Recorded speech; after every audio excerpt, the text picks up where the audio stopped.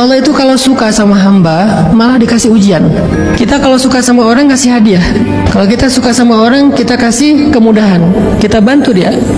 Allah kalau suka sama hamba, ibtalah, Allah malah nguji dia. Sehingga hanya hamba-hamba yang bodoh, yang gak ngerti maunya Allah, terus mempertanyakan, kok Allah gini sama saya? Kenapa Allah tega memperlakukan saya kayak gini? Kurang sulit apa hidup saya? Masih aja diginiin sama Allah. Kayaknya Allah tuh sasarannya saya terus. Kayaknya Allah tuh gak senang lihat saya happy sebentar. Muncul overthinking kepada Allah sampai insomnia. Padahal Allah tuh kalau suka kepada hamba malah ngasih ujian. Tapi jangan baca sampai di sini ya. Ada kalimat berikutnya.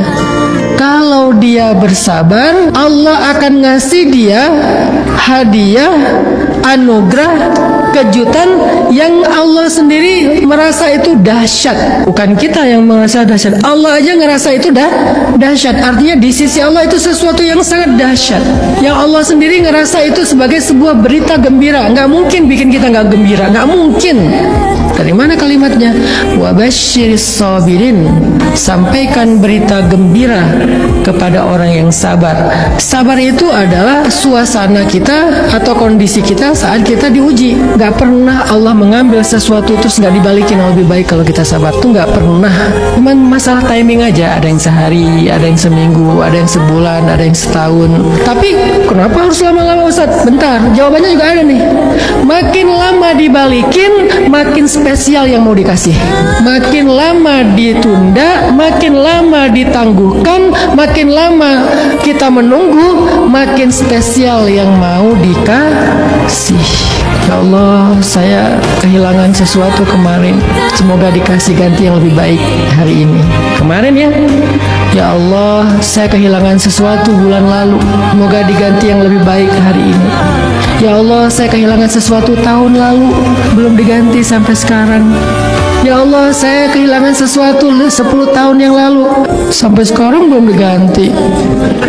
Semakin lama itu berarti semakin spesial. Tenang, la tahzan, jangan suuzon dulu sama Allah. Ketika kita butuh, nanti Allah ganti yang luar biasa yang gak pernah terbayangkan oleh kita.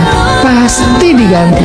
Jadi kalau sekarang misalnya kita belum mendapatkan gantinya, jangan langsung disimpulkan enggak diganti, atau Ustaz Hanan diganti, saya udah nunggu sebulan enggak diganti.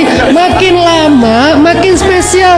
Terus aja sampai ketika mereka bertanya, mata nasrullah, ala inna nasrullahi qarib. Ada, udah dekat. Kenapa kok udah dekat? Bukannya udah lama banget saya nunggu. Makin lama berarti makin dekat.